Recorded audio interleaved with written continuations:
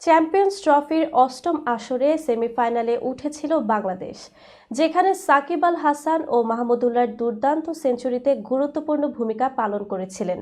তবে এবারের আসরে স্কোয়াডে সাকিব বাদ পড়লেও মাহমুদুল্লাহ ছিলেন, কিন্তু ভারতের বিপক্ষে প্রথম ম্যাচের একাদশে তাকে খেলানো হয়নি।